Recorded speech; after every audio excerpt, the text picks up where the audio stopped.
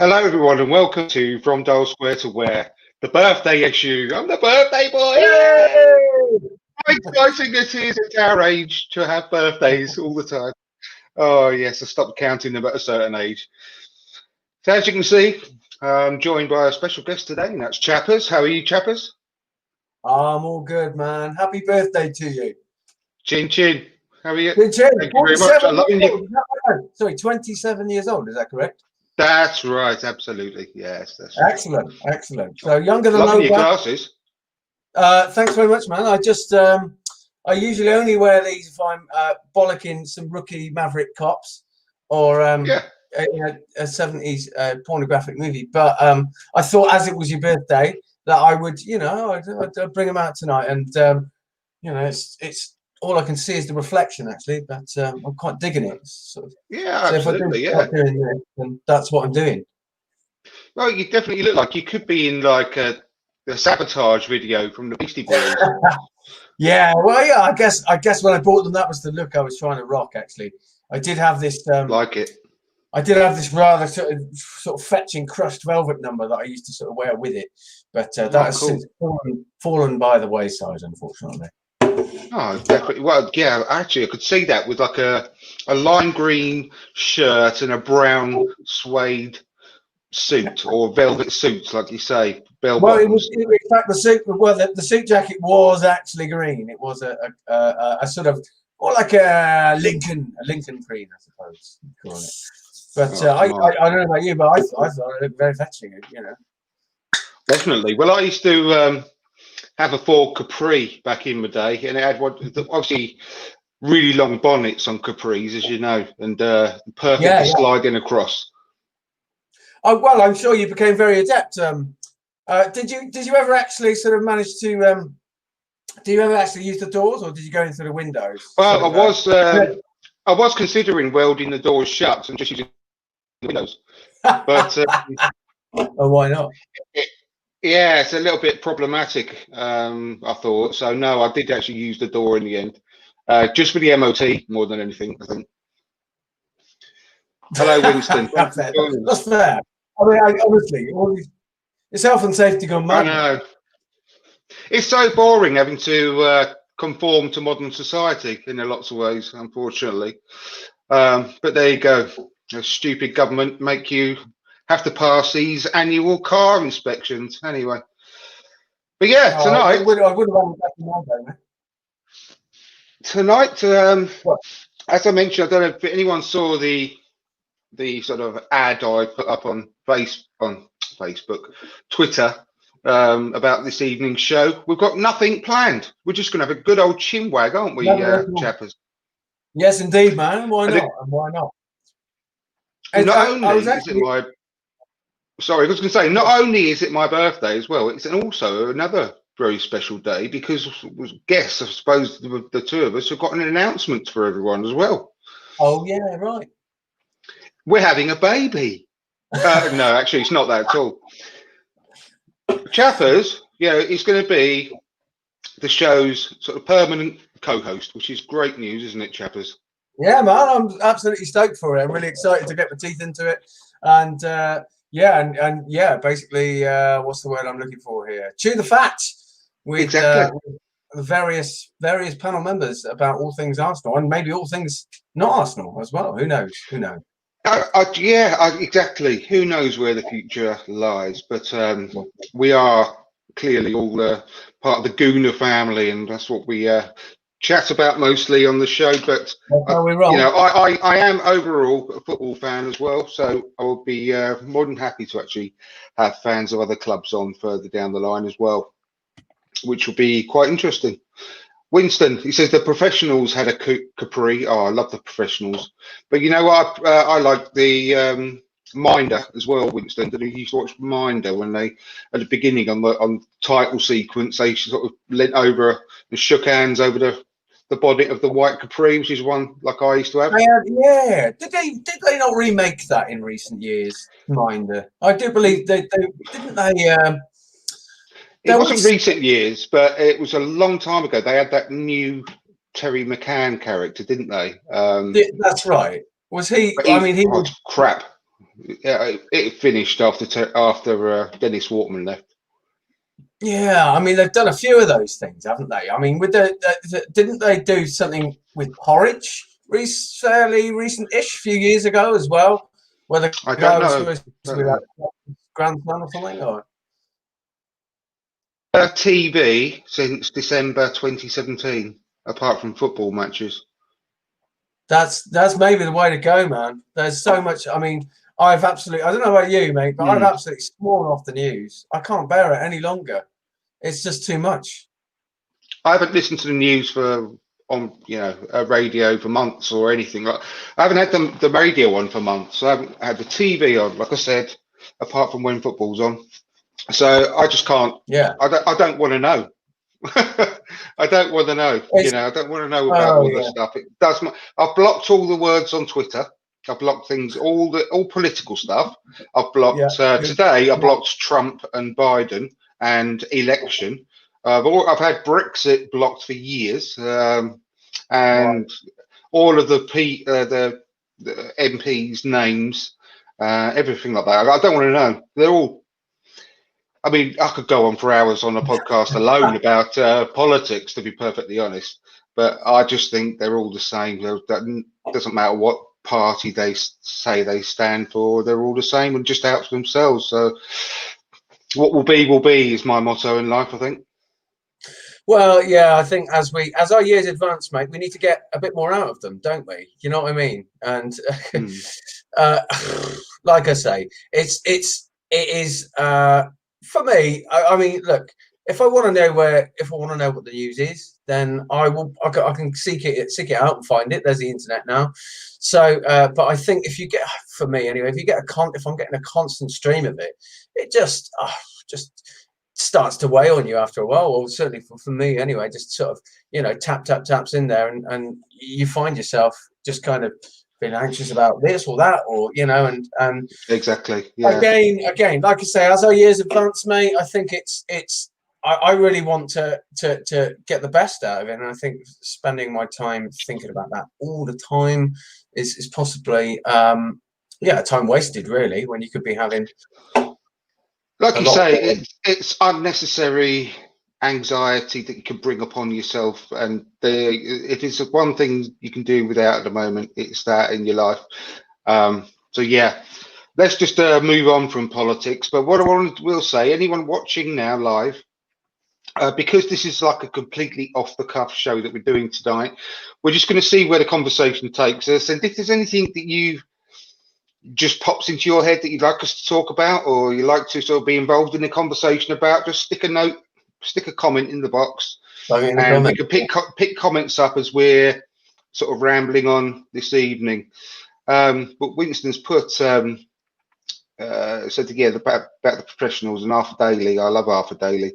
They did Rock and Chips, a spin-off from Only Fools and Horses. That's right. I remember that. I remember that. When they were little. When they were young, weren't they? It was not too bad. If I remember, it was. No, it was all right. Comedically, it was in a very sort of different place. I mean, there was humor in it, but I think it was more kind of sort of 60s or something, wasn't it? Yeah, I think it's when Del Boy was a kid. I think, I don't think Rodney was in it as a kid. It was just Del Boy and his parents. I seem to remember. Yeah. And a few of the other characters that he was mates with. What's his name? Mickey Pierce was in it. Yeah, and stuff, people like that. It weren't too bad. I think it was set in the 60s or something like that, wasn't it? Yeah. Well, yeah, would have been. And of course, Nicholas Lyndhurst was in it, wasn't he? Because he played Freddie the Frog, who is obviously. Yes, that's right. Rodney's dad. That's right. Yeah, of course. Yeah, that's right. Yeah, it wasn't too bad. That was. I thought it was going to be horrendous, but yeah, it wasn't too bad. But yeah, I want to go. Sorry, go on, mate.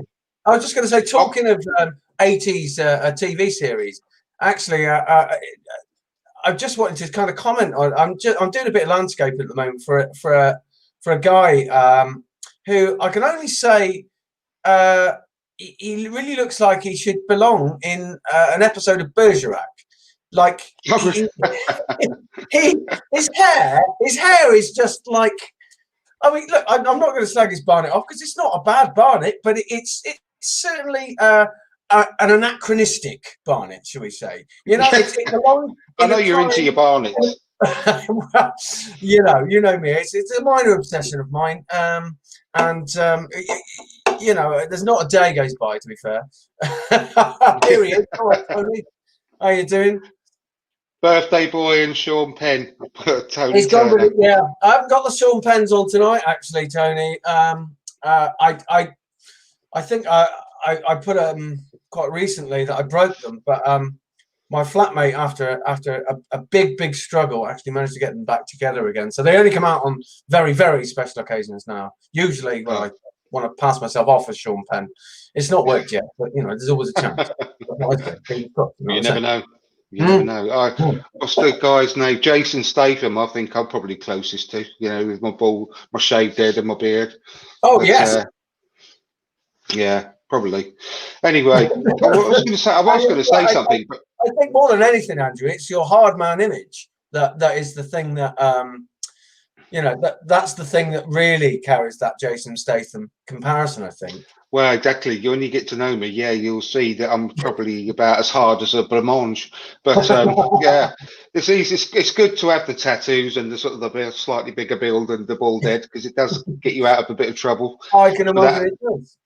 Yeah, exactly. But yeah, I do want to quickly touch on a couple. Let's touch on a couple of things. Sure thing, mate, yeah. Arsenal, because of the. I just think it's. I really restrained myself from going on Twitter for for a couple of days after the Liverpool game because I just didn't want to see the Twitter meltdown. And I mean, Liverpool are one of the best sides in the world, let alone Europe at the moment. In fact, they're reigning club world champions.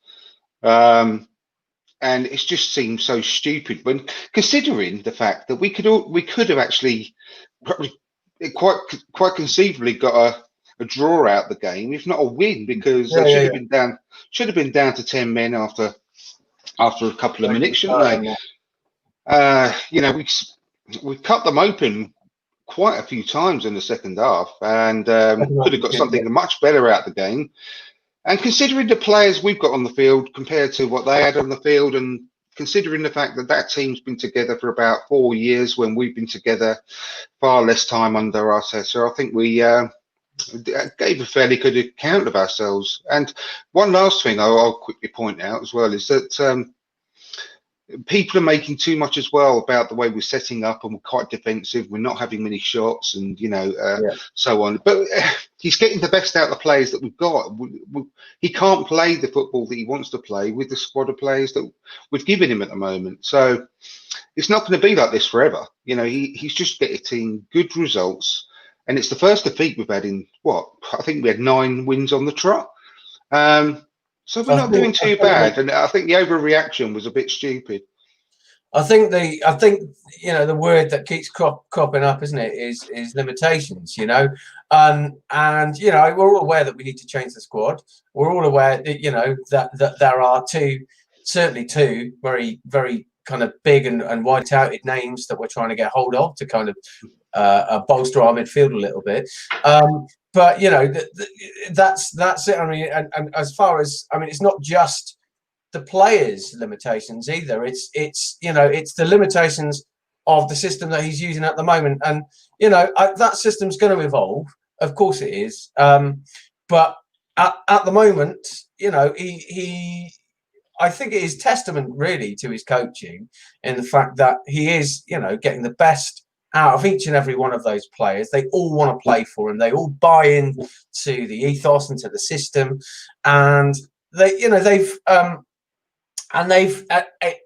moved with it, and it's you know, they're reaping the rewards, and they're getting results, you know. And okay, so we lost to Liverpool. They were relentless the entire game, and even though we did give them.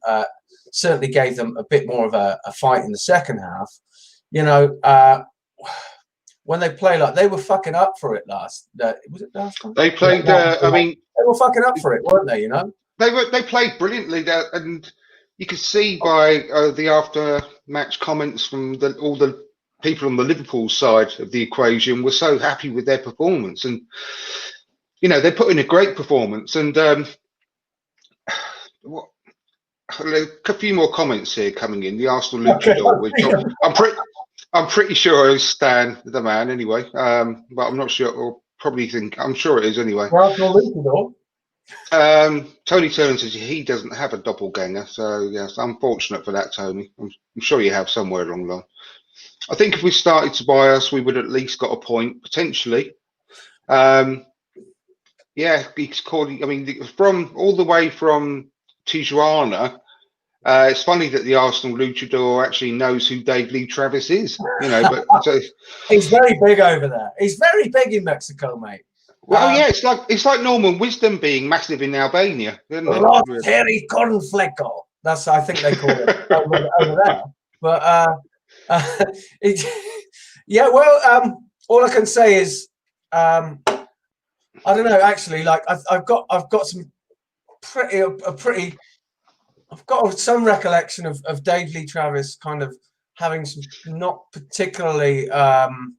It's like an even fatter Dickie Davis who used to do. Well, I know who he was, but I'm certainly didn't he have a little bit of trouble recently? Some allegations. I mean, I'm not sure. I don't know. It's probably Operation. I don't know whether it was maybe Operation Utri or something like that. I don't know. Allegedly, I don't know. I'm making it up, but it might have been. I think to be honest with you, I think he was there were some accusations which I think were deemed to be untrue. But DLT, I mean, I do remember him of a morning on Radio 1. Absolutely. Yeah, me too. Tony says, I don't like how AMM was playing. More of a left back than a left wing back the first half. We looked better when we changed tactics. Well, I've got a theory on this, Tony, as well, and it's cropped up a few times in conversation over the last few weeks and maybe months about the type of coach that Arteta is, and people sort of instantly assumed that he was going to be, a mini Guardiola, having worked under him for so long. And I had thought, quite a while ago, quite early into his tenure, that he's got a bit of a mix of all the coaches that he's worked under, but he's also like a mixture between a Guardiola, a Wenger, but also more on the George Graham side of things as well. Very tactically astute. And the way I saw him set up for the Liverpool game was like the way George Graham set up for the Anfield game in '89. To completely contain them in the first half, and then score later, in the second half, later on in the second half, and get them panicking a little bit, and then score towards the end of the game. I thought it worked out a little bit similarly to that in the way that we were trying to restrict them in how they played. But it didn't quite work, obviously, because Liverpool are a fantastic team, but we weren't that far off, coming out there with something. So I don't know what you think about that, but I really thought that he set the team up in a similar way to George Graham did in '89, because he went to three at the back for that game, if you remember, and we were trying to restrict them. I think he's going into that game knowing that Liverpool, certainly after the Charity Shield, knowing that they're going to be up for it, and Mane absolutely demonstrated that within the first 30 seconds, and then in the second minute by I think committing 2 fouls, which could very much have been a red card. I must admit, at the time, I thought to myself, maybe not. But having rewatched it a few times, this is just a fucking elbow, and it's an elbow in the face, isn't it? I just think it looked obvious from the first moment. You saw it in real time. Yeah. But anyway, I think Arteta knew that they were going to be up for it, and he went in there fairly conservatively. It was. I suppose it was quite a surprise to see Elneny in the starting lineup, but you can also see kind of why he put him there. And actually, Elneny, he did what Elneny does quite well, but unfortunately doesn't offer that kind of dynamism which you require when you're playing playing against a team like Liverpool, you know. And ultimately, I think in the first half anyway, that we were just not at the races with that. We didn't have any opportunity to kind of settle on the ball, sit on the ball, because their press was so high and so frantic and fast at us.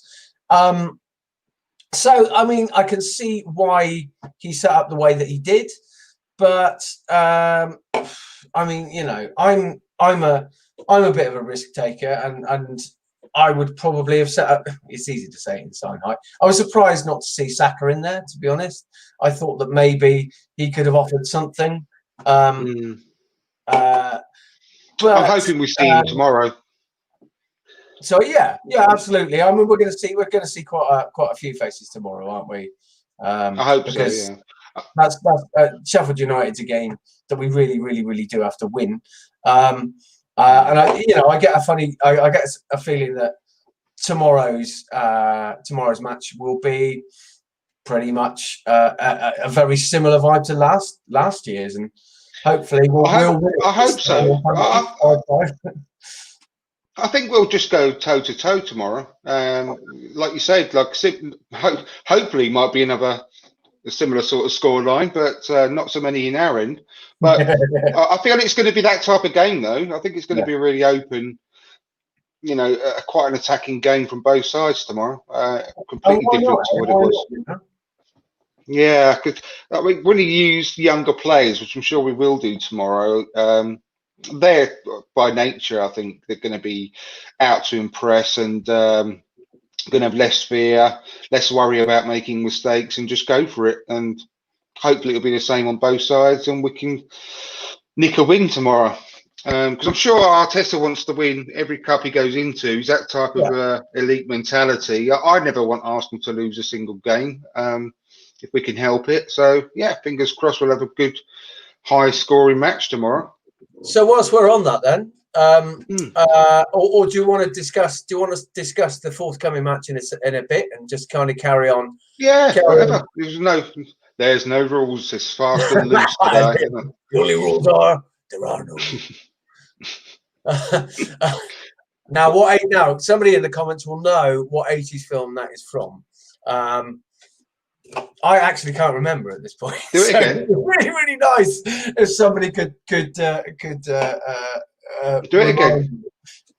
Sorry? Well, do it again. I missed it. It says I think it's something like the rules are there ain't no rules. Yeah, I might be rocking. Oh, no, maybe not. I know it from somewhere. Yeah. Help us out in the comments, guys, because I've not got a clue. It might come to me when probably. I don't know, at 1:22 tomorrow afternoon or something like that. But I had some weird fact from Grease 2, the film Grease 2, that I haven't thought about in about 20 years. I had some weird fact about that pop into my head about 3 days ago. I was like, oh yeah, that happens to me. It's really strange. And I have premonitions about things that happen very shortly after. Yeah. So, or I think about someone, you know, that was on the telly when I was a kid or a teenager and never heard of since, and then I'll have a thought about them, and then they come up in the news somehow the next day or two. It's really strange. I love that. I don't know. When lots of the bands like these. 90s bands started getting back together and touring again and recording again over the last few years. I've sort of had thoughts about that and actually talked to people about it before it actually happened and before it was even announced. It's really strange. I don't know. I must have some kind of gift. On that point, actually, you are gifted beyond compare, my friend. Oh, thank you. I won't disagree, but carry on. I'm joking. On that note, this is so. Here's the thing. This literally popped up as I was coming up the stairs. It was Greece. Yes. Yeah, so what Winston's saying. Oh, hello. That's a bit strange. I didn't actually foresee that happening, so that's a bit odd. Where are we? Hang on. We're back. Yeah, I've got you back. You're in the darkness. Oh, there you are. Here you are, back. Guess I'm who's back. Yeah, yes, guess you are. who's back. Sorry about that. Yes, the rules are there ain't no rules. Thank you, 95 Winston. That's right. After they, just before they had the drag race, isn't it? Yes. Yeah. Thunder Road. Excellent. So, yes, on the subject of 90s bands, literally just coming up the stairs earlier, I had the thought, and I thought I've got to ask Andrew this: who wins in a fight out of the Manic Street Preachers and the Stereophonics? Oh, they're both a bit. Because obviously, I both well. Because I've got some theories about this. If, mind you, I think even before Richie went missing, I don't think I wouldn't put him down as sort of a pretty hard nut either. I don't think any.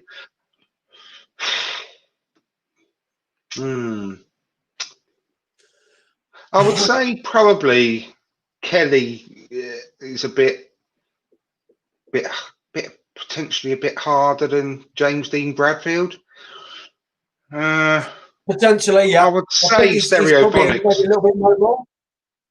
Yeah. Okay. Yeah. That's a fair comment. I mean, that I would say is probably a logical conclusion. I think to who would. I can't see any of them being a good, pretty hard, pretty handy with their fists. I think, I think that I think the Stereophonics are more likely to have played rugby in their youth than the Manic Street Preachers, right? Yeah, but yeah. I maintain that Nicky Wire could have all of them on his own because he's mad. He's a bit gangly, a bit sort of. He's a big lad. He's a very tall, but he's your wild card right there. I've seen him a few times, Nicky Wire, man. He's unstoppable. Yeah. I've seen him a few times, yeah. But do you not think that Nicky Wire? Do you know where do you think the name of my podcast is a parody of? Oh, of course, yeah, of course, absolutely. I mean, it's one of my favourite Manic songs. That one, It's and mine, yeah. That's where it came from. Yeah. From Despair to Where. Mm-hmm. Great tune. But what we can do is ask Bernard Butler when he comes back on in a week or two. He's coming back on very shortly. Yes. Yeah, man. Get his opinion. Yeah. I think legend. We're here for the really hot takes, aren't we? Exactly, but yeah, no, I texted him earlier, and he's going to come on in the next couple. Going to give me a date in the next couple of weeks, so that's be good. That's brilliant, man. I did. I watched the last one with Bernard. Actually, that was Mesut Island. Was it Mesut Island? This was the last one. Yeah, exactly. It was, and we had Francis Leach was on it as well, and who was the other one? Tayo Papula from brilliant, absolutely great show. What a show that was! Yeah, one of my favourites. Definitely that was. Who is the hardest band you reckon from the 90s? The hardest band. Well, let's narrow it down a little bit to the hardest Britpop band. Well, I mean, like I suppose you see. A lot of people would say Oasis, but I think they're all kind of mouth, though, aren't they? I think so, yeah. Yeah, they're all mouth. So. I think when it came down to it, I reckon Jarvis Cocker could have Liam Gallagher. I'm not so sure. Yeah, with those Winkle, I reckon being brought up in Sheffield and with those Winkle pickers on, he must have been bullied to within an inch of his life when he was a kid. True. I reckon he could handle himself, and I don't think he'd fight in normal. ways, but I No. reckon he would do anything to, play dirty and bite and kick Psychological, mate. Yeah. and kick you, just kick you straight in the balls before Yeah. you have a chance to do anything with the winkle pickers on. Yeah. The most dangerous weapon is your brain. Exactly. Yeah. Exactly. Yeah, and he's a smart guy. Yeah, I reckon he could handle himself. I reckon he's more from the streets than either of the Gallagher brothers put together. I will say, I've seen Graham Coxon getting thrown out of a pub before, and he's put up one hell of a fight. Oh, really? Oh, I like Graham Cox. I love Blur. I was always more. I love both Blur and Oasis. Yeah. And I don't think you have to choose which one. But I was always slightly, on the Blur side personally. Same. I saw them at Milton Keynes Bowl once, and they were supporting REM. Oh, right. That was a brilliant gig. That was. And I used to go to a club in London called the Borderline, which is on Charing Cross Road. Yeah, a great venue. Oh, so good. And I was there pretty much every weekend. And I saw Blur there. Literally, I know people say this, but before they were famous, really. I'd heard of them a little bit.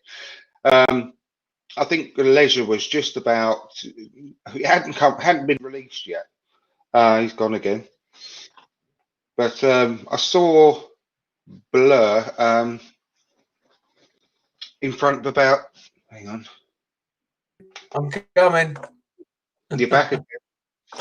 Yeah, I saw Blur in front of about 100 people. I think it is. It was great. Oh, wow. It was before Leisure was actually released. Yeah, really good. Yeah. Also, I my cousin, who was my best mate at the time, he went to Manchester University for several years, and I spent a lot of weekends up in Manchester as well in the 90s, which was, as you can imagine, really good. And so I bumped we walked down the road on the way to a pub or gig or something, and out of this sort of door, sort of like a metal door on the back of this building, out of nowhere, staggers like Bobby Gillespie on the screen. And it was so surreal, and ended up it's literally I can't believe my reaction. It was really cool, actually. I don't know what was on at the time, but I just looked at him and I said, "All right, Bobby," and he looked at me and went, "You all right, boys?" And we ended up chatting to him for probably 10-15 minutes, and I don't think there's many better frontmen in any genre of any kind of music. He's such a good front man, Bobby Gillespie. I've seen Bobby Gillespie in a very different situation, actually, many moons ago. So it was the year that the Stone Roses was supposed to play Glastonbury. And that's the one I went to. I went to that one, and Pulp took their place. Yeah, that's right. So they didn't play Glastonbury that year, but because John Squire broke his hand. But what they did, he fell off his BMX. He fell off his BMX and broke his collarbone. Yeah, right. He did. And but they did play the Pilton Pie, which is like a thing that Michael Eavis holds at the sort of end of August to kind of say thank you to the village, and he always gets a good band to play. And nobody knew that Stone Roses were going to play, but the Stone Roses fucking played at the Pilton Party, like fairly. I mean, I guess a few people must have known because it was more busy than usual. But there were some people in front of us, kind of making a bit of noise, and they were clearly like inebriated somewhere along the line. I don't know what they'd ingested, but.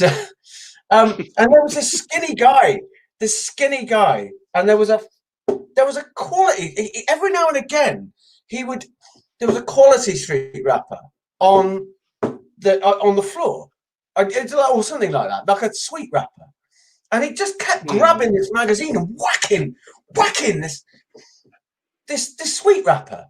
And I was like, what the fuck is he doing? And he did it about 2 or 3 times, and somebody went, "That's Bobby Gillespie." And I'm like, fucking hell, it is. And he did this like, and one of his mates, what are you doing? And he went, "It's fucking failing. I'm trying to put his fucking failing." This red, I thought this red quality street Chapper was a fire. He was out of. I think he was out of his box for most of the 90s. It may have been on some sort of hallucinogenic. I wouldn't know. Oh yeah, well, I some sort of psychoactive drug. Well, it certainly put paid to any chance I had of doing anything with my life in the 90s. I think, but anyway. I reckon, because I've lost a lot of my hearing from the 90s, because I'm always asking people, sorry, what, Yeah. And it's because of all the gigs I went to. I can guarantee it, and I can almost pinpoint most of my damage came from that Glastonbury you mentioned. Yeah. My hearing wise, and I was always at the very front of all the gigs. And I had really sharp elbows, and I just got right to the front. In front, Oasis, Liam, like less than 10 foot away from me at the edge of the stage. Same with everyone else. And the worst, well, not the worst one, it's a great gig, but I was right at the front for Cypress Hill. Oh, yeah, nice. The speakers on the side of the stage were as big as like a normal semi-detached house. And I was right in front of one of the speakers, and honestly, I've never known anything like it. The vibrations of these speakers were making me just literally vibrate and move around on the floor like this. And as it was like, there was a proper big it was altering my heartbeat. It was mental. It's my heart was actually beating because of the way how loud it was. And I reckon, I remember I couldn't hear properly for 2 or 3 days after Glastonbury had finished. And I reckon I've got a lot of ear damage around that sort of time in my life, because I never went a month without seeing probably at least 2 gigs, I'd say, a month. I just love. And I love it, and I still do. And I had a couple booked up for this year that had to be cancelled, and always, I still love going to gigs, and music is probably just as much of my life as football in lots of ways. But yeah, I miss it as well. Miss going out to see live music. Hello, hello? Yes, no, that's all right. That's okay. That's fine. No, I was just doing a weird thing, and I got a weird sort of feedbacky thing. Okay, no, we're all good. We're all good. I went to see The Prodigy just before Keith Flint died. Oh, did really you? Sad. Really? About a month before he died, I saw them in Nottingham. Oh. Yeah, it was heartbreaking. I still can't quite believe it. We spoke just before we came on air, didn't we, about having a discussion surrounding something that's sort of close to my heart, and I know it's sort of close to your heart as well. Mm-hmm. And that really brings it home when you talk about Keith Flint. And the thing I'm talking about, of course, is like, mental health and how dangerous it can be. And I think what I mentioned to you is that we should do a specific show around that, because I know that I've got a lot to say on the subject. I've been suffering quite badly for many years now, but it's been. I mean, I've suffered. I'm not going to go into it all, but this is just a bit of a feeder into the show that we can do separately. But I've suffered for about sort of 16 years now with mental health problems, and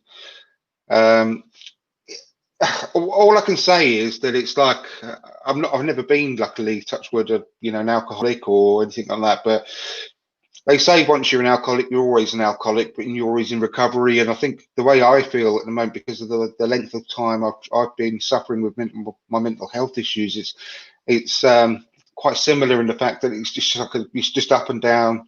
It has been all the time, but probably the last 3 or 4 months or so, it's been, at its height, at its worst. So it's something I'd like to sort of take a bit more deeper dive into, because the whole situation, things are going round at the moment in the world, let alone my life. But my life is it's not in a great place at the moment. I mean, I think it would help me to open up a bit more and talk to you guys about it, and hopefully, some people might be able to learn a little bit out of it as well. And if I can, help one person, then I think it's worth doing. So I agree, we man. should definitely get that booked in the next few days if we can. Yeah, I 100% agree. I think, it's a really important thing, and the thing is, like, obviously we come from, I think, well, first of all, like, you and I are of a similar age, and we come from a culture that really was not amazing at discussing their feelings. I mean, I mentioned to you earlier that like, my dad, 77 years old, just been diagnosed with depression. And like, that was a massive shock, massive surprise to me as well, and like, like, I think as well, just with the whole, like, football, with football culture, there is that kind of, that stigma of kind of, the lads, and we're a man, and I'm a man, Absolutely. I don't want to bother anyone, or do you know what I mean? I mean, British stiff upper lip. Yeah, I mean, there's so many stigmas involved within that, and within football culture as well, that I think, and I think that it is, time for a bit of a change in the way that we look at these things, and the way that, I mean, a really prime example of that actually is when you look at, it was pretty much a year ago actually, wasn't it, with Granit Xhaka. So this, I mean, all right, the guy wasn't playing very well, and he was kind of basically made a scapegoat for Unai Emery's managerial ineptitude, if you want to call it that. And he ended up having, like, death threats against his family, and, like, I mean, I don't care who you are, I don't care how much money you earn, like, that kind of shit is gonna affect you up there. And when it comes down to it, I mean, football's not just a game about athleticism and about physicality, but it's also about it's about focus and about being clear in your head. And so glad you said that, because so many people are very, very quick to jump on people as soon as they are not playing like prime Ronaldo on the pitch. And the person I feel sorry for at the moment is, and I've got no background knowledge on this at all, and I'm not suggesting that this guy is suffering with what we're talking about, but we don't know. And the people are going on Pepe's back a lot lately, and it's so easy to just to say, oh, just not performing, it's just out of form, just can't, or he can't play in the Premier League, he's not up to this, not up to that, blah blah blah. And we don't step back to think about these people as human beings, and that they can be suffering with just the same panic attacks and anxiety. Like Tony Turner's put a message on there. I know how it goes, because with this horrible anxiety and panic attacks. Yeah. And Winston, 95 Winston, says no one is immune from that, and it'd be a good topic to cover. Because I really appreciate that feedback, you guys. But we don't know whether Pepe could be suffering quite badly with that, and it's stopping him from settling into the UK, and we just don't know, do we? So I think we just need to remember that no matter what you earn, no matter what you do, no matter where you are in life, where you live, who you are, what your sexuality is, what's the color of your skin, and blah blah blah. We can all suffer from this horrible affliction, and it's one of the worst. It's one of the worst things you suffer from, in my opinion, because it's debilitating in so many ways. And Yeah. Yeah, it's more than ever at the moment with this COVID situation and being locked up and not being able to live your life normally. Like we were hoping to get together at the weekend, weren't we? And we were unsure about whether we can because of the COVID, the situation and the restrictions and so on. And it's just so bad, and that sort of thing is going to be happening to millions of people up and down the country. There's going to be hundreds of thousands of elderly people that are all on their own at the moment because they can't get their family to come and visit them and stuff.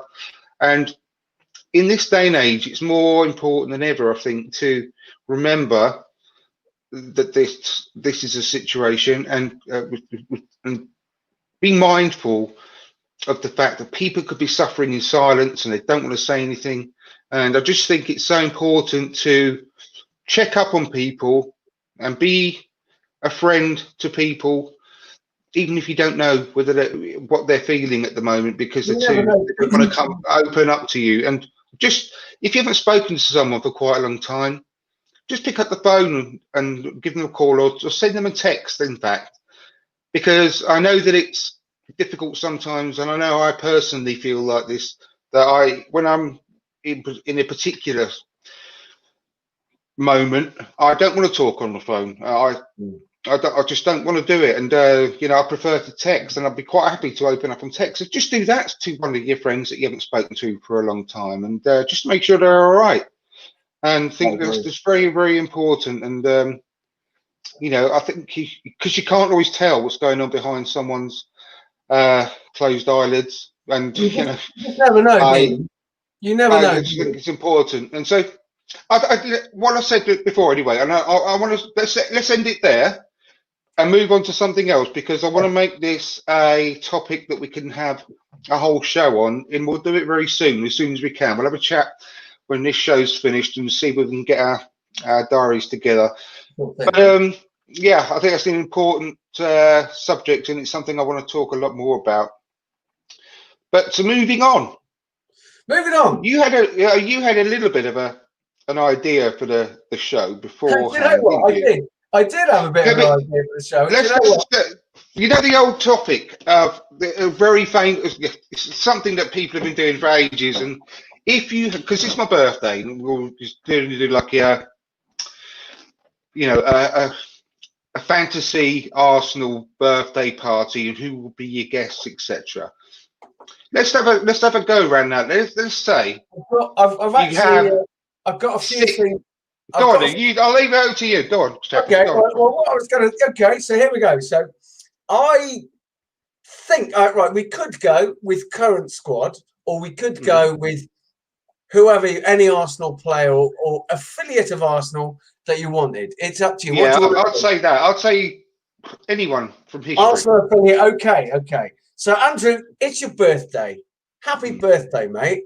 Happy Arsenal birthday. And I've thrown for you a special Arsenal birthday party. Okay. So everybody that you want to be there will be there. Okay. But what I've done is I've got together a few little categories. So I just want you to tell me who you think fits that particular category best, and why they would. So you've got your Arsenal party happening, right? Hang on, I'm just gonna have to get this. Agreed, Winston. My computer is so slow. So we're gonna go number one with who's your party DJ? Who's your Arsenal party DJ, and why is that? Oh, it's definitely well, there's quite a few famous DJs that are Arsenal fans. Yeah, funnily enough. Yeah. But the one for me has got to be Tayo, who was on my show before. I just love that podcast, the Tuesday Club with Alan Davis and all the rest of the gang. I think it's hilarious, and yeah, I'd love to have a good chat with Tayo. But there's a number of them. Like I said, sorry, go on. What tunes is he spinning? He is going to be spinning. a lot of stuff from what I call my era from the 90s, I think. I mean, Right. I like is my music taste. I've never met anyone that's got such a random music taste as I actually have. And a lot of people say, "Oh, I like all sorts of stuff," and then you say, Yeah. "Oh, do you like these?" "Oh, no, I don't like them." "Oh, do you like these?" "Oh, no, I don't like them." But I genuinely, I've got such an eclectic music taste. I like things from, um, old school hip hop Yeah. to Britpop and indie music and rock music. I even like some real heavy stuff, like a bit of Anthrax. There's a couple of Anthrax tracks I like that they did with Run DMC. Public No, was it Enemy? NWA? NWA they did. Uh, but I also like Johnny Cash, and I like Solid. real, proper house music and dance music from the This, 90s this as is well. getting my fill Uh, of approval right now, mate. So, I'll be on the floor all night. Prodigy, yeah, Nice. Prodigy, and you know, really weird. Carter, the Unstoppable Sex Oh, Machine. mate, they were on Love the radio them. today. Look, I got this today. Hang on, Oh, I've got this come on. arrive on the post. The Jim Bob's new Oh, vinyl. nice. It's like Oh, that's amazing. Jim Bob, the lead singer. He's got his, it's his own solo stuff. Oh, I right. love So, Carter, the Unstoppable Sex Machine. I love the Charlatans and Blur and uh, Pulp and all that Wait, sort of stuff as well. And wait. Suede, exactly. With my mate Bernard, Yeah. BB. I went to when I was younger. I was 18, 19.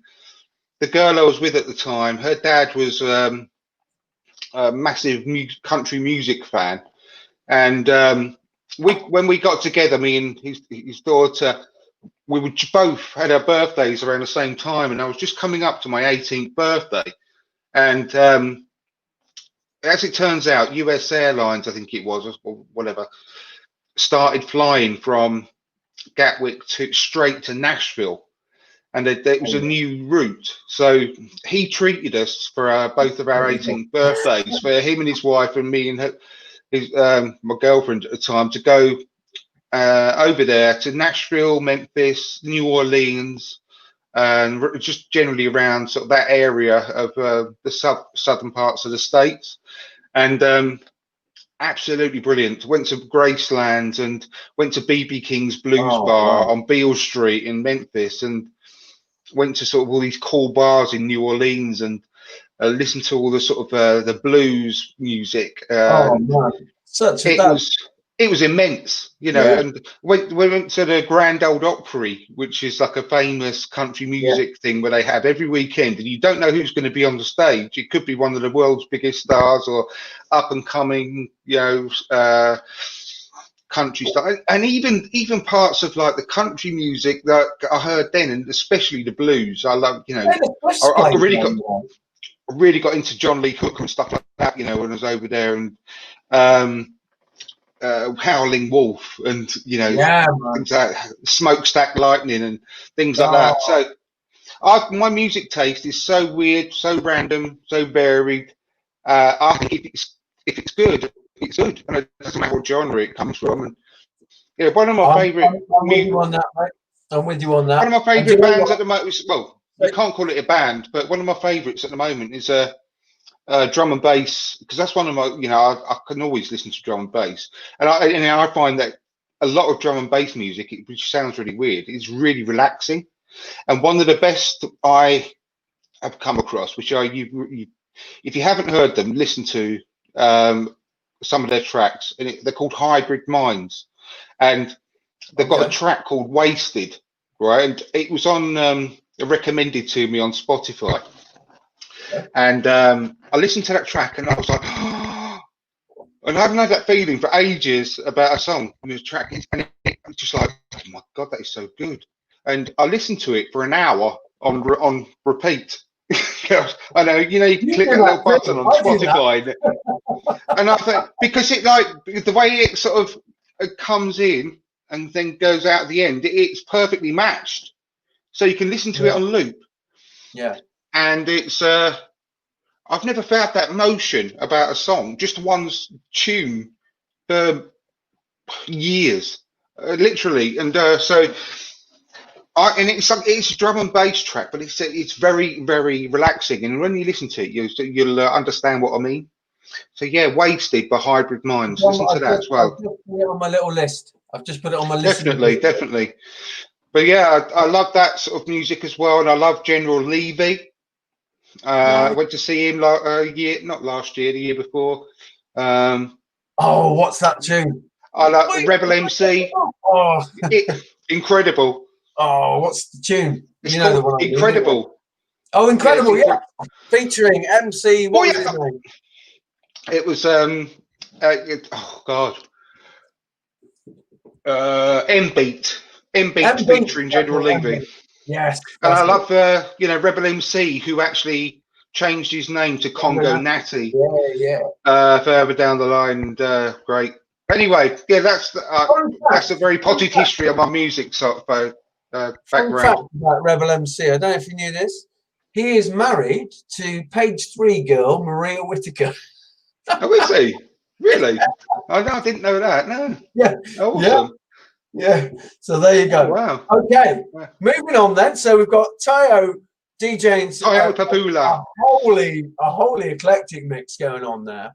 So at your Arsenal party, who is serving the drinks? Who's serving the drinks?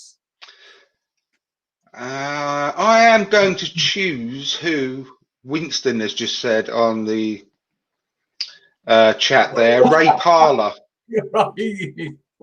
Yeah, that's serving the drinks. Yes. Because I would want the drinks to be served regularly. Yeah.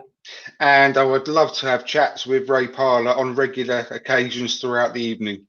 Because I think he's hilarious. Have you seen his Cobra Bomb video? I've seen a few of them. He's always drinking. It might be the one. I'm not sure. Well, like Jaeger bombs with Red Bull. So he's basically out on his patio doing a Jaeger bombs, but instead of Red Bull, it's Cobra. So that's his thing, Cobra bombs. But that would be nice. No, I don't think I have seen that one actually. But he's always topless. Like he looks like he could still play. How on earth, I mean, he clearly knows how to party, that guy, but he's in proper shape, isn't he? Definitely, I know, it really is. But yeah, it'd be a right laugh. I'm listening to his audio book at the moment on Audible as well. Really good. So yeah, definitely Ray Parler. Ray Parler's a good shout. Yeah, I couldn't think of anyone else. All right, so who's the first then? This will be an interesting one. Who is the first at your party to start a fight? Who starts a fight? Yeah. I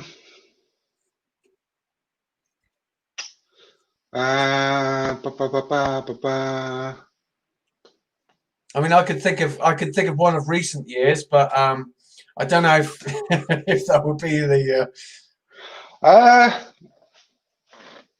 Yeah, I don't. Well, I wouldn't want him there. I know who you're thinking of. You're thinking of Guendouzi, aren't you?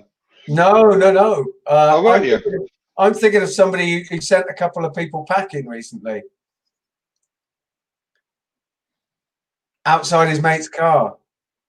Oh, Klassenach. No, I think he's a lover, not a fighter. If he's pushed into a corner, then he won't want to hurt his baby.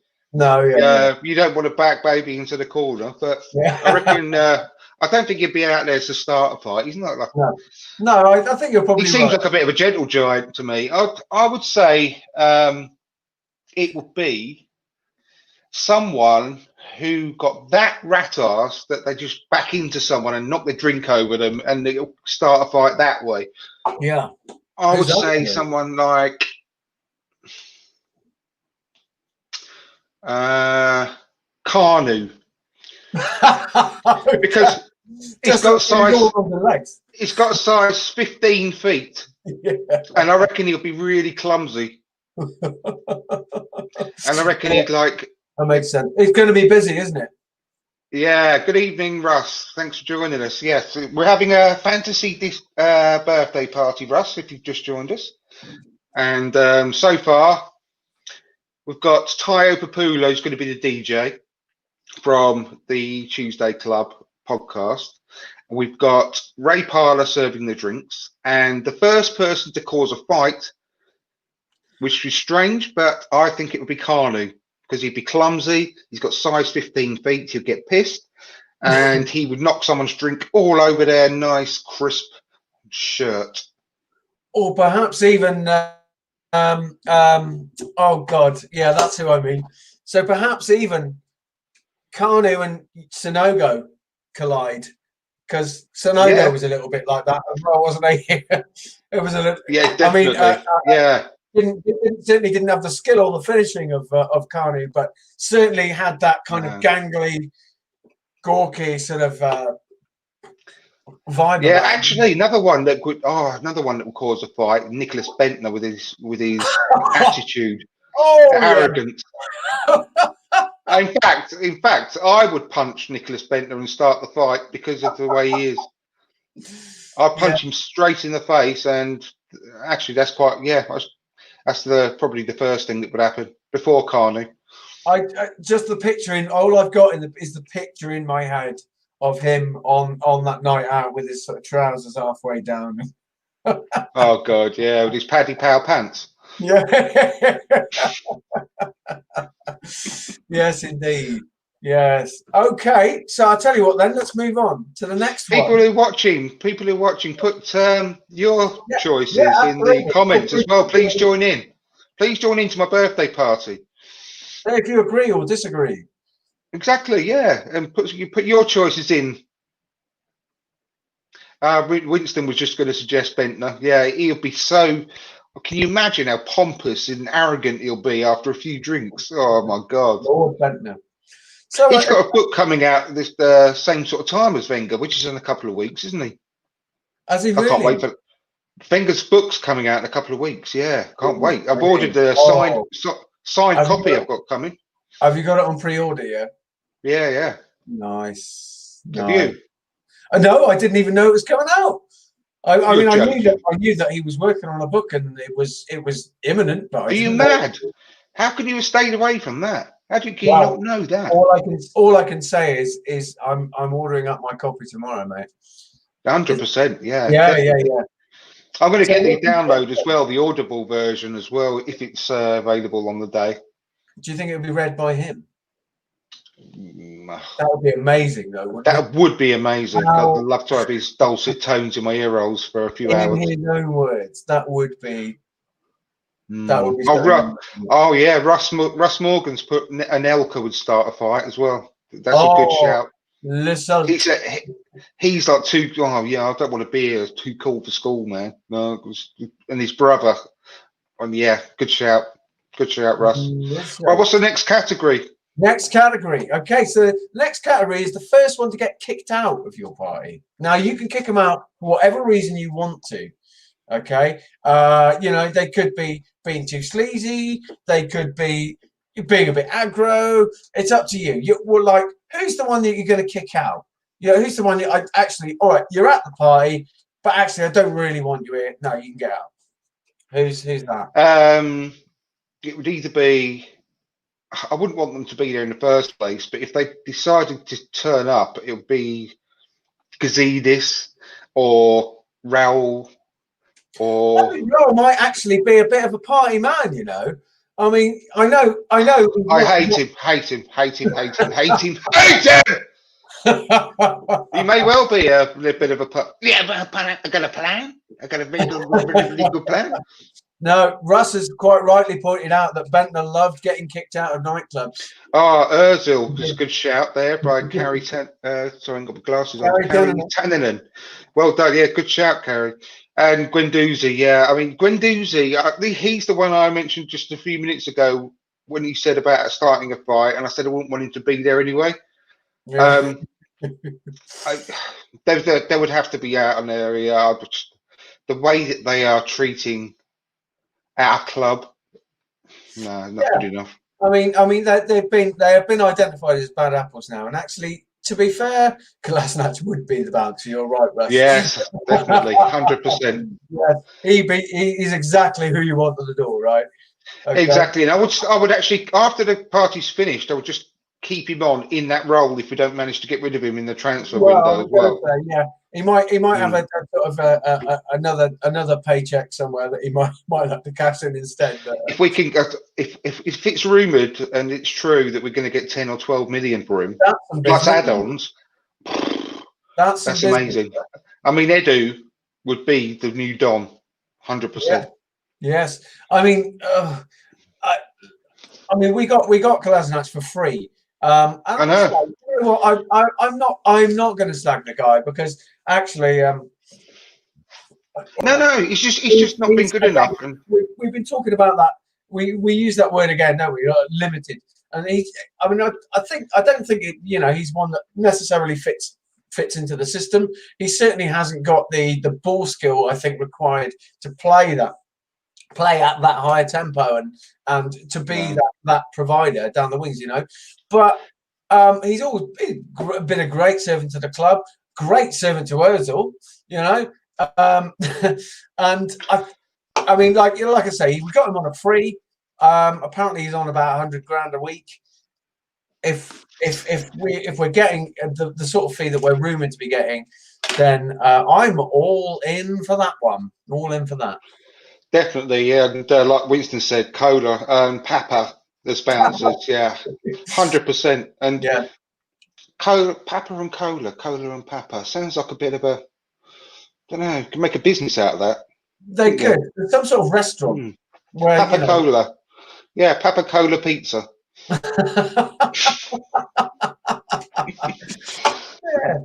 why not? Why not? You know, Willian and David Luiz have got a restaurant together, haven't they? Yes, they have. That's I don't know what it's called, but yeah, they could open up their own one. Like Lucas Podolski's got his kebab shops, isn't he? So Lucas Podolski kebab shops. Is this a real thing? Is it? No, that's true. That's true. He's got a chain of kebab shops. Oh, yeah. I love that. I love Papa Cola kebabs. Sorry, not got a bad word to say about that guy, Podolski. No, he's a good lad. Yeah, absolutely, 100%. So I'm gonna move it on because you've actually seed quite nicely into that. So who's the life and soul of your Arsenal party? Who is it? I think it's gonna have to say this. The same answer as before. Well, definitely two honourable mentions of two I've already said. Yeah. Ray Parlour and Carnu. Yeah. I just think Carnu, he's always smiling, wouldn't he? Eboué. Absolutely. Eboué, he would be. I am Eboué. I'm so glad you said that. He would come in and jump up and do the splits like he did when he came out the tunnel that time. Yes, right. You know Eboué. Definitely, I think. And Carnu, I just think he would be just really happy all the time. I think I'd really like. I love Carnu. Who else would be the life and soul? For the wrong reasons, Emery, because of the way he'd just be standing around trying to do little small talk and everyone would just be laughing at him. Well, hang on. You hang on to that. Just hang on to that one for a second, mate. Hang on to that one. All right? Hang on to that one. Russ has put, who's bringing the birds?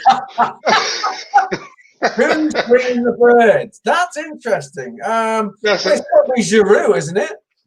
That's another one that would be Lord Bentner as well. Lord Bentner. Oh yes, true. Yeah, I have to think about who's like the young and single type. I've got to be one that are really cool, younger, single, unattached, multi-millionaires. Who was the lad that? Oh my God, he did a brilliant interview. Not that long ago, Dutch guy, Dutch lad, never quite made it because he was just going out all the time. Glenn Helder. Oh, Glenn Helder. Oh, yeah, with the soul glow hair. Yeah, Glenn Yeah, Helder's see, doing the birds. well, he's a stand-up comedian, Is he? and and he does something else as well. Stand-up comedian and He a does DJ like or he TV. does some sort of initiative in Holland for that essentially is kind of encouraging kids to kind of sort of stay focused and stay on the straight and narrow. I think it definitely does some sort of educational initiative. I'm sure of it. A big personality. Yes, he's a really Yeah. nice guy. And he Really did nice guy. essentially say, the reason I didn't make it at Arsenal is because I just wanted to go out all the time, and like a couple of people had a word with me and said, you really should kind of focus. It was like, there was he was saying like all the other guys were like all family men but after the match on Saturday, I just wanted to go out, Yeah. Also, I mean, God, the first person really that would bring all the babes is Thierry Henry as well. Oh, yeah. I mean, he's just the coolest guy out there, and Bobby Perez probably. Oh, yes. Yeah. Louise and William's restaurant is called Babbo. Thanks, Winston. Tony Adams went out with Caprice. That was right? I remember that. I wonder what happened. Wonder what she's up to. She could bring That's a few very 90s reference, isn't it? proper 90s. That is like Donna Rare. Yeah. Yes. And Danny Bear. Danny Bear. I don't know about Danny Bear, but I know that Donna Eyre, she married into the Aspinall family, who are like the cider family. Like, the what? The people that make cider. No, that's Aspinalls. No, Aspinalls. That's I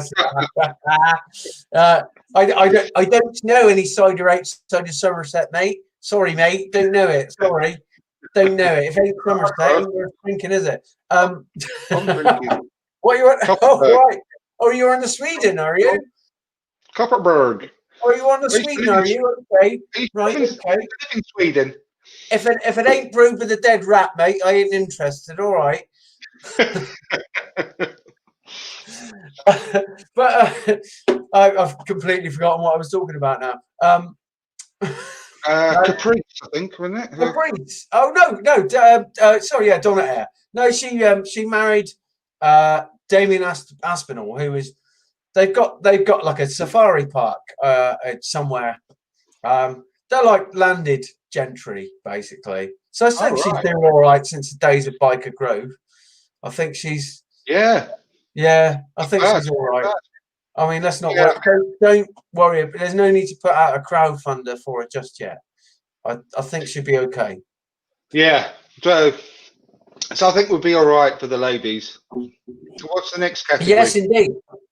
Oh, so the next category was after the life and soul. Who's the party bore? The party bore. Who's the party bore? Who's the one that's just boring the pants off everyone? Wow, that's a tough one because, in fact, to say it's a tough one for me, it probably wouldn't be. The one person you've got to say you'd have nothing really in common with, or apart from the fact that he technically plays for Arsenal at the moment, it'd probably be someone like Guendouzi or something like that, because he would just be into. It just be, it's Snapchat and all that stuff, and into. Yeah, I just think he would be so boring. I don't think he'd have anything interesting to say. Not because he's dull, but because he would have nothing in common, and I just think he would be irritating, really irritating. But mind you, I think there's a lot of candidates, mate. There are a lot of candidates. Yeah, I know. Like I have to say, himself, I could see he's so off himself. Go on. Sorry, I was going to say, I mean, even just in the squad alone, all right. I look at Granit Xhaka's face, and I can't imagine having an interesting conversation with that man. Like, I mean, don't get me wrong, he's clearly very focused on his football, and See, the only thing about that is that you could talk about because he's got so many more years of playing under his belt. yeah, You could talk about the players he's played with and the true. managers he worked with and the ins True. and outs of the clubs he's played for. So that you can get some conversation out of him. But because someone like Guendouzi hasn't got that background, Yeah, in terms of longevity of playing career, I don't think you get that from him either. So there's been a couple of excellent shouts in the comments here. Tony Taylor has said it's Socrates. That would be. That's a good shout. He doesn't even smile, does he? He can't smile. That bloke. That's a good shout, Tony. Yeah. And Ozil with his Minecrafts is right. I know you, Socrates. I know. Who do you reckon would be the dealer on the night? But yeah. See, I actually think that would be Guendouzi. Actually, that's a really good point. Yeah. He'd be bringing in the gas. He'd be bringing in the nitrous oxide. Yeah, he'd bring in Charlie. He'd let everyone know. Charlie and pills, wouldn't he? Definitely.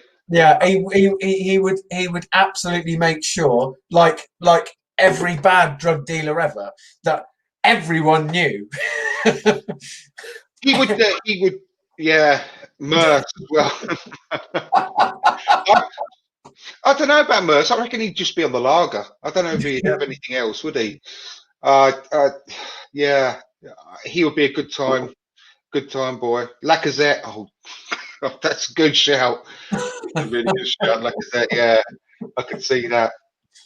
Definitely.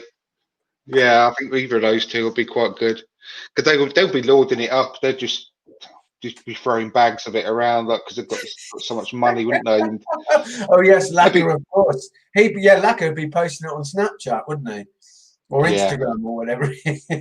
Exactly, and like the laughing gas. I mean, Aubameyang will be inhaling that all night and just be doing his laugh all the time. all night, he just wouldn't stop doing that, would he? It's very infectious. I have to say, it's got shades of Eddie Murphy from Beverly Hills Cop. You know. Oh yeah, but it's like a few octaves higher, but definitely. Yeah. Okay, so going to bring you on to the last of the. So who is the most? Well, I suppose actually this is Can I just say, if this is the last one, yeah, can you, everyone that's watching, if you want to chuck a few more in there, whilst we're answering this one, yes, that'd be great. That's a good idea. Oh, actually, have I done? No, I don't think I have. I don't think I've done this one. So, who is the most wasted person at the party? They're the one, like, you go to parties and like they're the person that is like 0 to 60 in seconds, and they're all over the show. They're knocking shit over, falling into the DJ, knocking the food on the floor, all that stuff. Who's that? Well, Mercer's got to be out right up there, and yeah, obviously in Ray as well, like Russ has said. I reckon would someone really you don't look. If you look at him, you think that you'd be the last person to go out on a night out and to a party, not able to handle their drink. That's the thing. And someone like Alex Hleb, I reckon like a pint, and Alex Hleb would just be swaying everywhere. You reckon he's like with his bandy legs and yeah, like 2 pints and he's anyone's. I reckon he'd be that sort of type. I'm just trying to remember who it was. Oh yes, I do remember. I think I know who this is. I think I know. I think it's going to be David Hillier is who it's going to be, because Yeah, I mean, are you aware? Do you know the story about the suitcase? The story about what? Sorry. Oh God, this is a fucking amazing story. David Hellier, I don't know how he ended up in this situation, but he was drunk at an airport and ended up basically stealing some businessman's suitcase. Which had lots of valuable stuff in it. I don't know. If I wish I could recount the ins and the outs of the story. It was a long time ago that I read it, but he got nicked for it. He got in trouble for it. But he ended up. He was drunk and at an airport for some reason or another, and yeah, and he knew that this suitcase wasn't his and ended up stealing this suitcase, or it might have been a briefcase, something like that. I mean, it had quite expensive shit in it and stuff like that. Yeah, and just ended up getting nicked for it. Like, I wasn't very subtle about it. Didn't even get out of the airport, I don't think. Quality. I think, a wild card like that, like Hillier. That'd be great, yeah. Good shout. Good shout. And yeah, Perry Groves would be another good one. Oh yes. Yeah, I can see him getting smashed. Willock could be a lightweight, says Tony. Saka, oh yeah, I think he would as well. Emery can't handle drinking, says Carrie. He'd be pissed off to one. Yeah, that's probably right. Mind you, he'd be knocking back. Emery would be knocking back the Bloody Marys, wouldn't he? Because it looks like blood.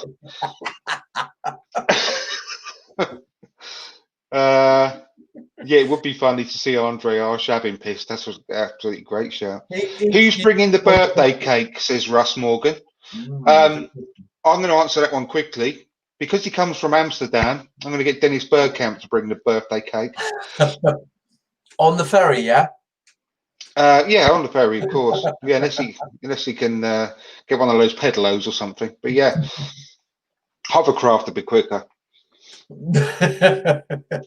Yes. Oh God, do you know what? No, I wouldn't even go there. I've got a terrible joke about hovercraft. But go on then. Go on. You obviously can't say something like that and then not say it. Well, I think I've ruined it already. Not only that, I can't really remember it. So maybe don't then. If you get the engine wrong, it's nothing worse, is it? Blimey. That was an interesting 20 seconds, wasn't it? No, go on, you've got to do it. Go on. No, oh God, no, I've forgotten it. I've completely forgotten it. Sorry, I'm really sorry. Have we got any more categories? Let's think.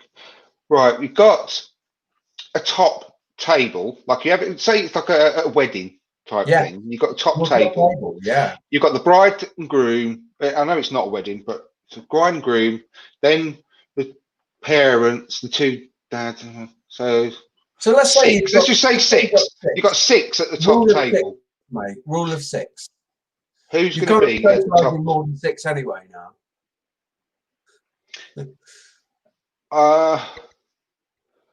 So these are the people that you'd want to have on your table. You take one.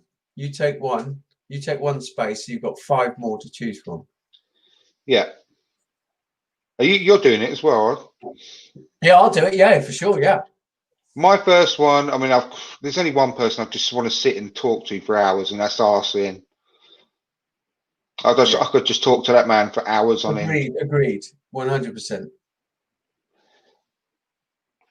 Number two. Number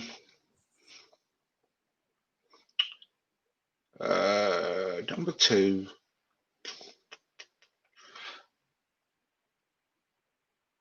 For the stories again, because of the behind the scenes, and it's got to be Ken Fryer. He's been at the club for 70 years.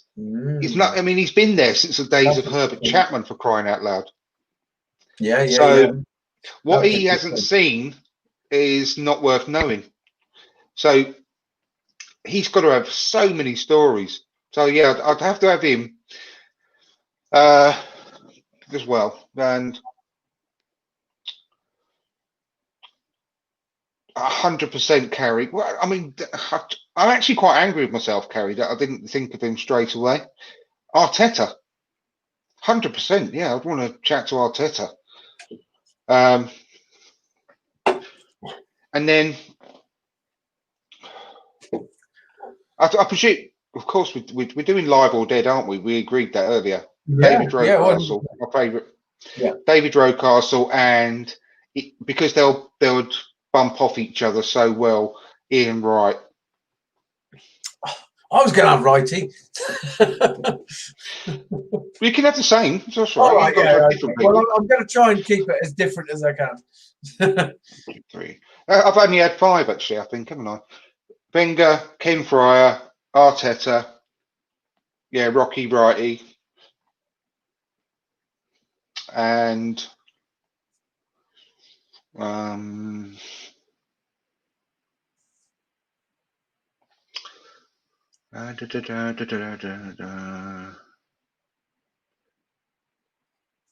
hold on to my last one, and just because I don't want to waste it. So you carry on with yours. Law, mate. You'd be breaking the law anyway, mate. You're only allowed six of you together. Oh, of course, I'm the 6th. Yes, that's right. Okay, that's fine. You're breaking the law, mate.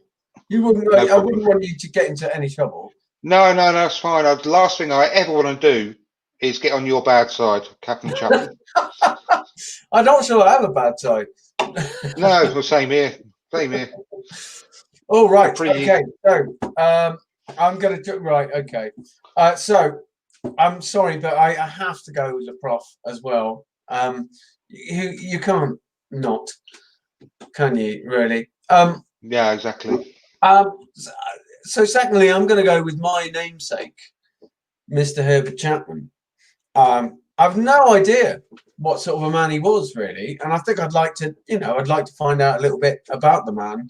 That really was the first guy to take us to proper glory. He's a revolutionist. Yeah, absolutely. Yeah. So we've gone with okay. I'm sorry, but I need to have Wright as well. I've never met Ian Wright, but me neither. I sort of, because he used to drive past the hotel I used to work in. Okay. Pretty much every 2 or 3 days, and if I was out there at the right time, I would see him quite often and shout to him, and he'd wave back at me. But I haven't stood there and been able to talk to him. But I've been in his acquaintance, shall we say, a few times. He's just the boy, isn't he? I love him. He is the essence of everything Arsenal. He really is quite a great ambassador for the club. Absolutely, yeah. So where have I gone? I've gone Mr. Wenger, Mr. Chapman, and actually just hearing some conversations between those guys would be pretty decent. So I've gone with Righty. Now I love attacking football. I used to play as an attacker myself. Now I've been sort of umming and ahhing about which one I want to choose, because my 2 sort of favourite Arsenal players of all time are Dennis and Thierry, and I think Thierry's just going to edge it, just because he's got that charisma, and do you know what I mean? I think he'd make you, like, when relaying a story or chatting to you, I just feel like he's the sort of person that would bring you in to that story. Right. So I haven't really had a chance to think about a 5th one, so I'm going to see if I can pluck one from the top of my head. I mean, there are a lot of good. Whilst you have a quick think, I'm just going to go through a couple of these comments. Yeah. 95 Winston. I'll mention that one about. It'd be great to see Andre Arshavin pissed. Who would be the most interesting person you would most like to talk to? I think we answered that one with, or I did. I think you did as well, really, about Monsieur Wenger. Arteta must be there as well, says Carrie. Lee Dixon is a good storyteller as well, she says. That's true. However, if you don't listen to the Handbrake Off podcast, that's by The Athletic, he's on there pretty much most episodes, and he is a good storyteller and he's an intelligent man, but I think he's a very closed-minded man. I think very single-minded. I think he's got his thoughts on something, and I don't think he will budge from them whatsoever. I think he would not be quite open in conversation, shall we say, not open to listening to your opinions. I think he should, no, no, that's not right. You do it like this. I think he'd be a bit like that, and I think after a little while, I'll get a little bit pissed off with him. And that's only my opinion, the way he comes across on that podcast. Russ Morgan, that's a good shout. Says just get the Tuesday Club together. Really good. I mean, again, you can imagine the tales they must have. So yes, carry on. Number 5. Oh, right. Okay, number 5. I bottled this a little bit because I've had to think about a few of them, but I think number 5, I am going to go with Emmanuel Aboué. I just love him. Like, I know. he is just like my kind of person. He is he's a real live wire. You know what I mean? Those of you who can just butt in just 1 second. I do apologise, but those of you who have been listening throughout the whole show, he's someone we can talk about a little bit in the special show we've got planned coming up as well. Yeah. If you know what I mean. Yeah. Sure thing. Like he's a real live wire, but he was always very frank, very earnest, like not just in what he said, but what he did on the pitch as well, you know. And I just love him for that. Like he has just such a spirit about him that I think I'd want him on the, you know, I thought I needed to grab someone out of somewhere that wasn't quite so generic as the ones that I picked, and I just think I would love to have Aboué there. Great shout, yeah. So I think that's the 5. I was thinking of someone foreign, so you get some, you know, some different stories from different countries and so on as well. I mean, obviously we've got Wenger and who's there. I don't know whether I had any other foreigners, did I? Funnily enough. Oh yeah, Arteta as well. But yeah, I was thinking of maybe Jens Lehmann or someone like that as well, just for just to dig a bit deeper. And I think he'd be a really quite interesting, complex person as well. Do you know what I mean? And be quite very. I have to dig a bit deeper because he is a bit of a madman, you know, as well. And I think there's obviously something in there that's going to be really interesting, I reckon. But I don't know. Martin Keown is very single-minded. Said Russ 100%. Yeah, Bobby Pires. Doesn't Keown seem to have? I don't know what it is with football pundits, but they seem to have this kind of, like it happened with Lawrenson as well. Like they just seem to be drawn to this kind of constant stream of negativity, and I think Keown's really falling into that. Where it's, and I, you know, partly it's because I get it, because like I think that they're so tapped into, okay, like I know my role as analyst and I know it well, that they forget that as well as being an analyst, because you're on the telly, you actually sort of need to be a bit entertaining as well. You know what? Exactly, and that's why I love Micah Richards. I think he's so infectious, isn't he? Yeah, he obviously knows the sport. Yeah, he's totally down to earth, and his laugh is infectious. He literally, listening to his laugh makes me want to laugh, and I love that. It's great. And if you ever want a chalk, like a real chalk and cheese match as well, like when you've got Richards and Roy Keane next to each other. Really funny. I mean, the difference is, I think, with Roy Keane is that, like, you know, he has that kind of dourness to him, but that it's still quite entertaining. But well, I you know, I think, you know, I was just going to say, with the likes of Lawrence and Keown, it just sounds more and more like a moan, like an extended moan, you know. Do you know what I think? That a lot of the companies that show football matches, I think should move away from being fixated on getting ex-players as the pundits and the Yeah. co-commentators, because there's so many really good, knowledgeable people out there that never played the game professionally, but yeah, people like that are fantastic analysts. Like a lot of the people that work for, you know, the Athletic, for example, like Amy Lawrence. I could listen to her all day. She's great, and such a massively in-depth knowledge on football. You know, people like Michael Cox who write, you know, and a lot of the guests that are on things like the Totally Football Show. Don't you ever listen to that? You know, and I just think that there's so many guests on that are really entertaining and so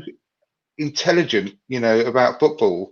Do such a better job than a lot of these ex-footballers who are just stuck up their own arse most of the time.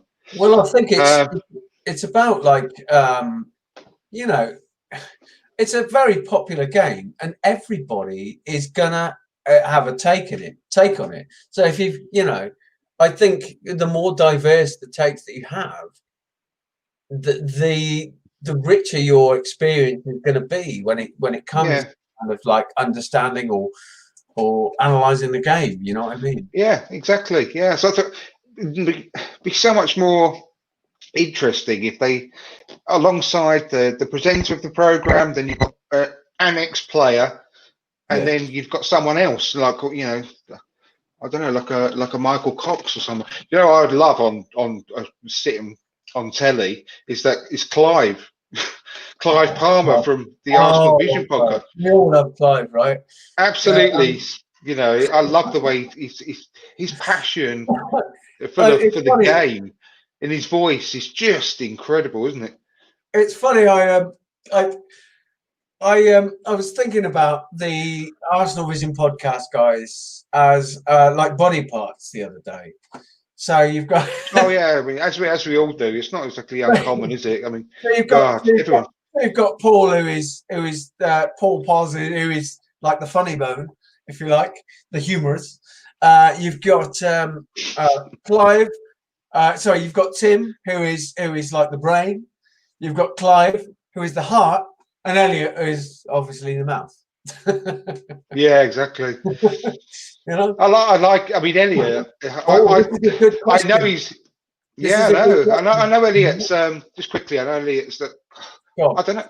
I presume he's Marmite. I don't know, but I really like Elliot. I think he's got a really good sense of humor. Elliot. Oh yeah. He's actually the way. I agree with nearly everything really that Clive says. I don't agree with maybe a half of what Elliot says, but he always puts his point down very, very well. He knows more about the game than you think, and I think he's quite entertaining. Anyway, I think they do a great job on that podcast. Yeah, that's a great point. Yeah, absolutely. So here's a question. That's coming from Carrie Tannerman. Would you let AFTV into your party? I mean, they'd be able to interview people out on the front lawn, wouldn't they?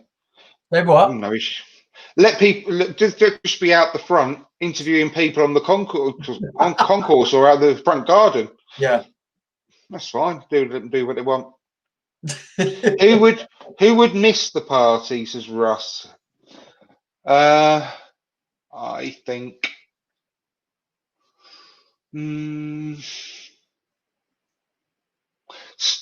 Stan or Josh Kroenke.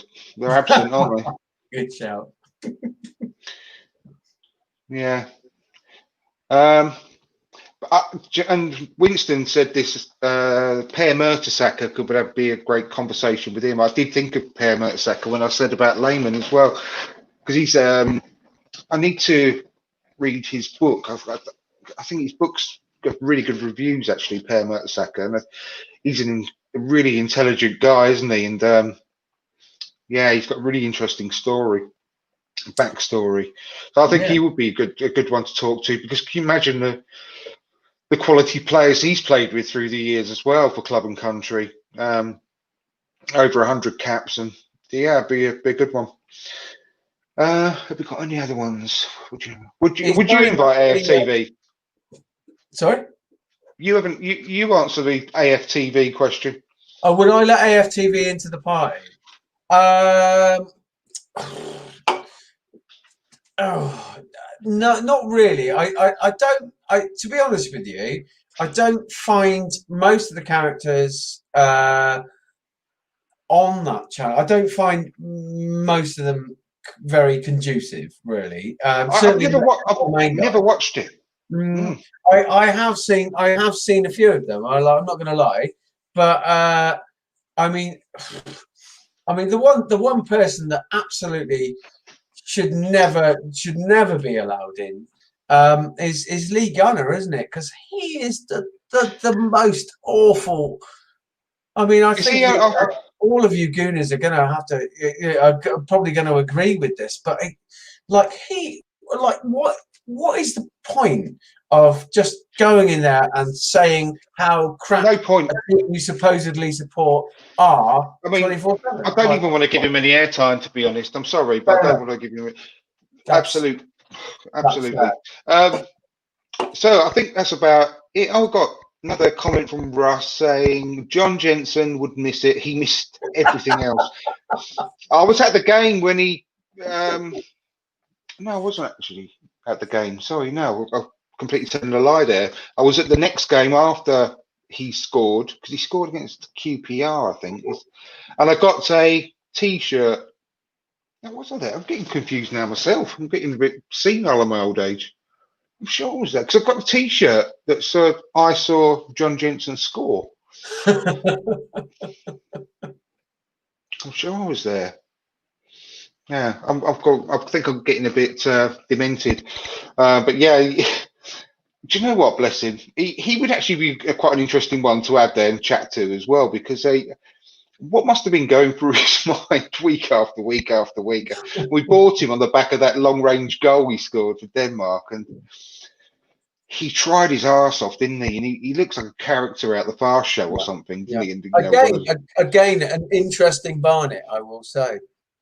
Oh, very much so. He looked like the stereotypical Scouser, didn't he? With his moustache as well. Calm down. Yeah. Interesting. Oh, Anders Limpar as well. I'd love Anders Limpar.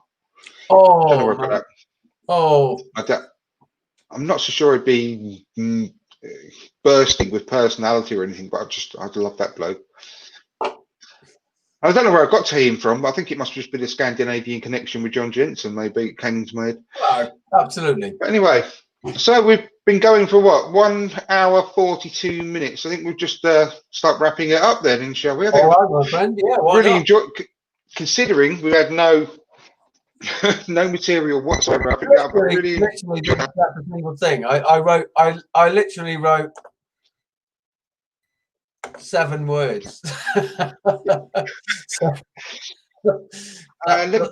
so bad, is it?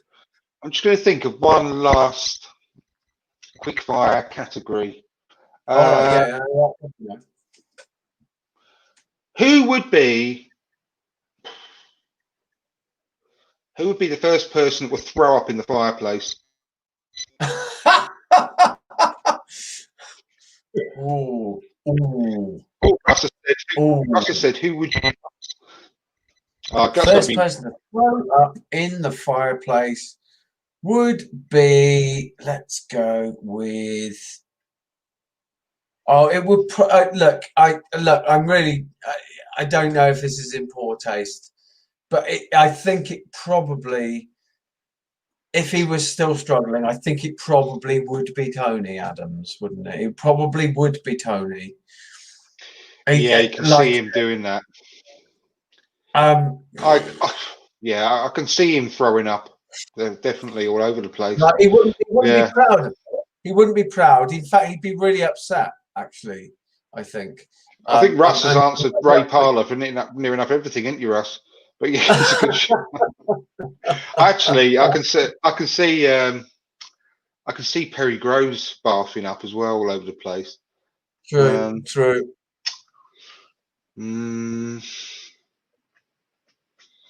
Oh no, I know who it would be. It would be Sanchez's dog. Or dogs. Yeah, it could well be. He'd be the first buffet, and their delicate palates would not have dealt very well with it. Sanchez's dogs. Yeah, I'm going with that one. I think Sanchez would be the first one on to tinkle the old ivories as well, wouldn't he? Yeah, of course. Hey, little These are my brand. These are my brand. And last one, who would you give the bumps to? Said Russ. I think it's got to be Wenger. I could just see his little smiling face. Wenger, like, ooh, as he's being thrown in the air. Who would give you the bumps? I think. Who would give you the bumps? You. Oh, yes. Sorry, I misread that. I haven't got my reading glasses on. Who would you? How many are we saying? 4. So one on each limb, are we?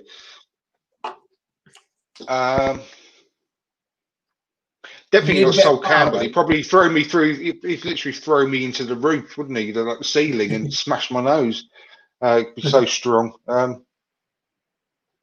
Santi Cazorla. He'd be laughing. Cesc Fabregas.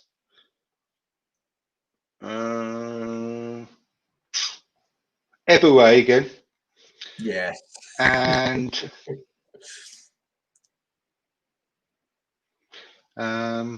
Quincy Owusu-Abe. Would he be spitting some 16s whilst he did it? He'd be spitting some sick bars whilst he was doing it.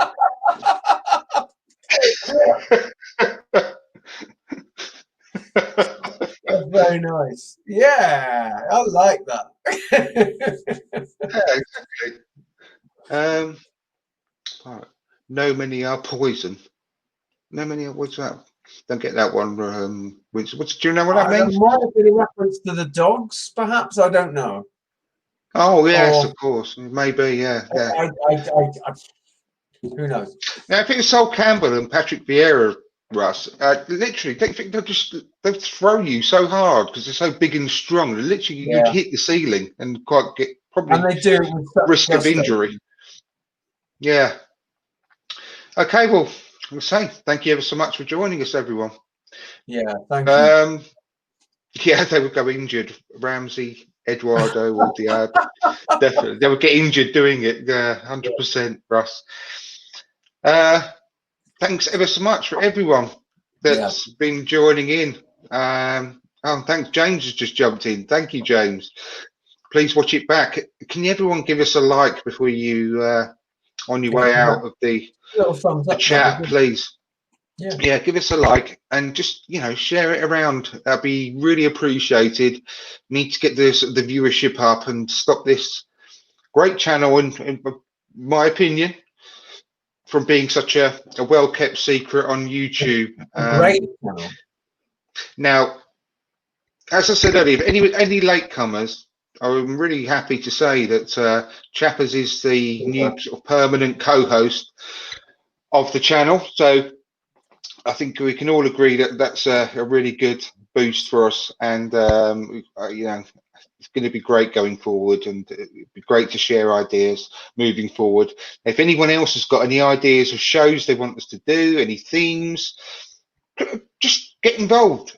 Anyone is welcome. Anyone is welcome to come and join us on the panel on the show as well. Just drop me your Chappers a DM on Twitter and just say, hey, I'd like to come on one day. And all welcome. I swear, anyone from around the world, Gooners across the Gooniverse, just come on. This is a channel. It's a very easygoing channel.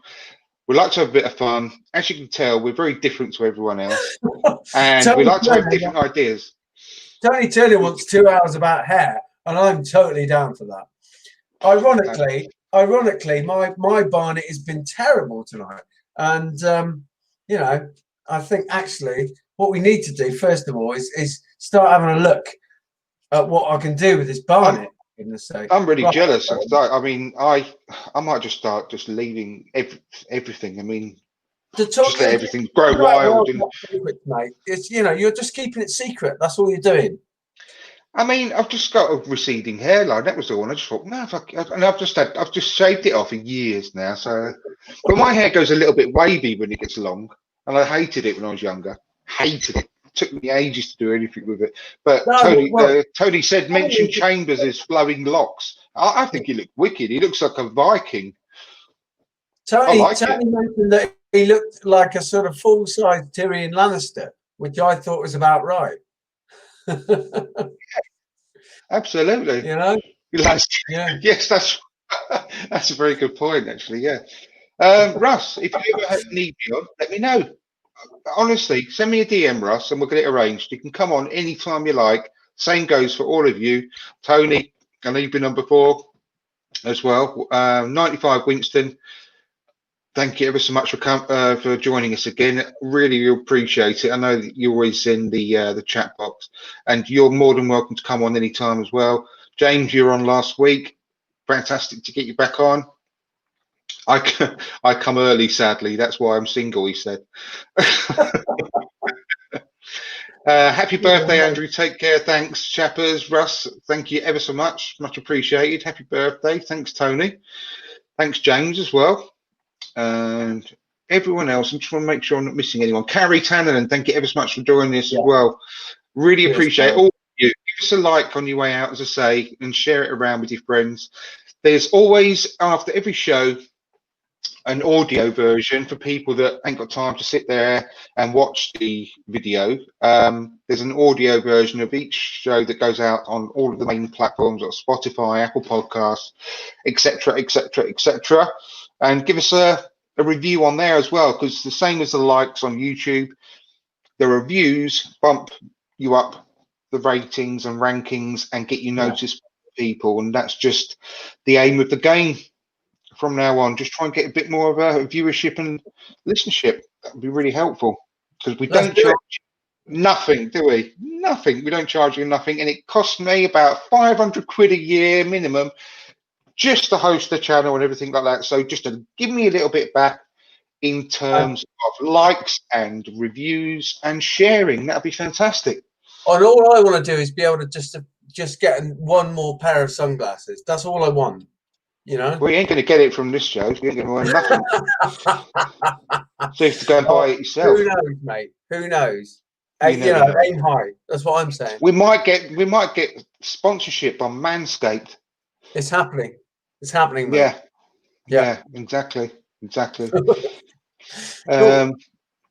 you ever so much, and we will see you again next week. But we are going to organise like I said, an extra one-off show, you know, where we can be a bit more serious just for once. But I think it's very important, because something that's close to both of our hearts, and I'm sure a hell of a lot more you out there that are listening to and watching this, which is mental health, anxiety, suffering with that in this day and age more than ever.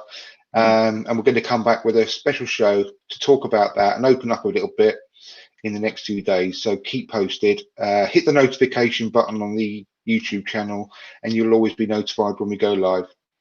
So thanks ever so much, and I will speak to you.